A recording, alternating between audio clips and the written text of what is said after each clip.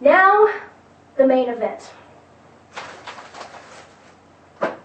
Here is my Koran. It is printed in English and Arabic, so it's a completely legit official Koran. I have bookmarked several passages, and the passages I've bookmarked with bacon, because raw bacon makes the best Quranic bookmark. I'm just going to go through these in order from front to back and read them off, and then once I've read them off, I will tear the page out of the Quran, put it in my fire bowl, and ignite it here. First one, you might want to jot these down. Surah 2, verse 191. And fight the infidels wherever you find them, and expel them from the place they had turned you out from. Evil, evil garbage. In it goes, and up in flames. Go back to hell where you came from. And I'll discard my bacon bookmark here. Next up, Surah 2, verse 193. Fight them till idolatry comes to an end and the law of Allah prevails. Evil. Pulling that out. Garbage. On fire. Burn, baby, burn. Next up, pull my bacon bookmark out. Oh, the smell is divine, by the way. All right, we are in Surah 4, verse 24. Also forbidden are married women unless they are captives of war. Such is the decree of Allah. What this is talking about is who a man can or cannot have sex with. So what this is doing is it is ratifying the rape of women captured in jihad. Let me read it again. This is Surah 4:24. Also forbidden are married women unless they are captives of war. Such is the decree of Allah. Well, Allah is an evil son of a bitch, so he can go to hell. Next up is also within 4:24. Then give those of these women you have enjoyed the agreed dower. It will not be sinful if you agree to something else by mutual consent after having settled the dowry. Allah is certainly all-knowing and all-wise. What this verse is doing is it's ratifying prostitution. If a man pays a woman a dower or a dowry, a certain quantity of money, he can have sex with her without obligation. And certainly Allah is all-knowing and all-wise because Allah is an evil son of a bitch. All right, next, on to Surah 4:34. This is talking to a man who one of his many wives will not have sex with him willingly. This is 4:34. As for women you feel are averse, talk to them persuasively. Then leave them alone in bed without molesting them. Then beat them and go to bed with them when they are willing. So this ratifies beating your wife if she won't have sex with you. Evil, evil, evil. And we'll burn this, because that has no place in a civilized society. Next up, let's go to, this is Surah 5:33. The punishment for those who wage war against Allah and His Prophet, who is Muhammad, and perpetrate disorders in the land is to kill or crucify them and have a hand on one side and a foot on the other cut off. Evil. Burn, burn, burn.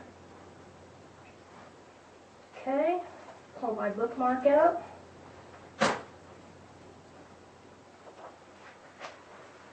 Next up, we're in Surah 8.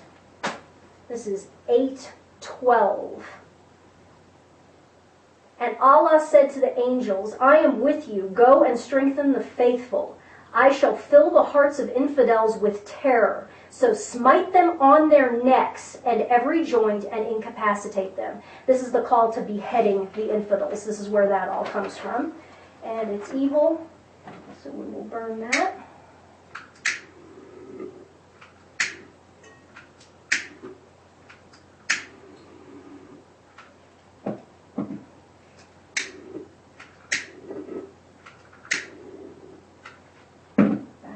where you came from. And let's see, what do we have here next? We have Surah 9. Surah 9, verse 5. This is the big one. But when these months prohibited for fighting are over, slay the idolaters wherever you find them, and take them captive or besiege them, and lie in wait for them at every likely place. Next up, still in wonderful Surah 9, verse 29. Fight those people of the book who do not believe. By the way, Judeo-Christians, that's us, people of the book. Fight those people of the book who do not believe in Allah and the last day. Do not prohibit what Allah and His apostle have forbidden, nor accept divine law until all of them pay the jizya tax in submission. Evil. Not paying no frickin' tax. Burn, burn, burn. Next up, still in good old Surah 9, verse 80. Whether you plead forgiveness for them or not, Allah will not forgive them, even though you plead 70 times, for they disbelieved in Allah and His apostle, and Allah does not show transgressors the way. Evil.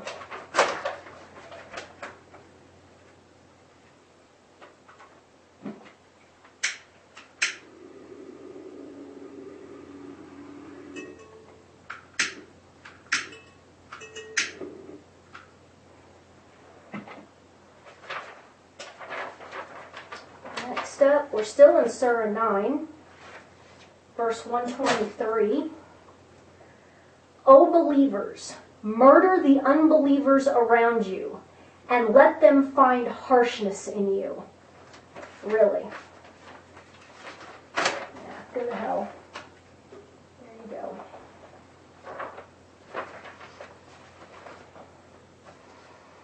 Now we are in Surah 13, verse 42. Surely those who had gone before them did deceive, but Allah is all deceiving, for He has knowledge of what each does. This is calling God a deceiver and a liar, which implies that really Allah's true identity is Satan. And I think we can all agree to that.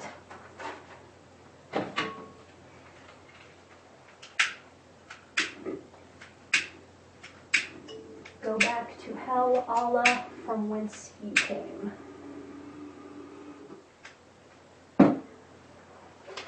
Next up,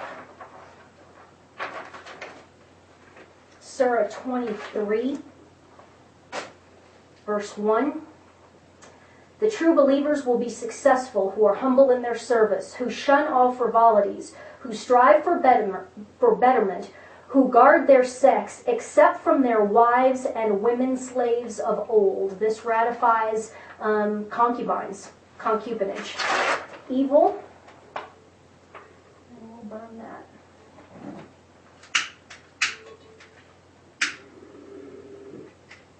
There we go.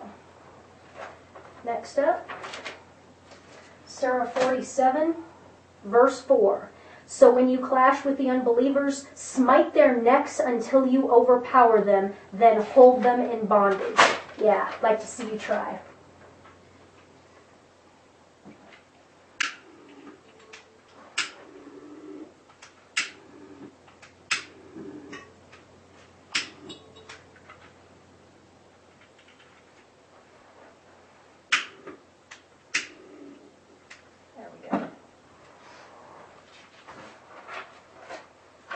Next up, Surah 52, verse 24.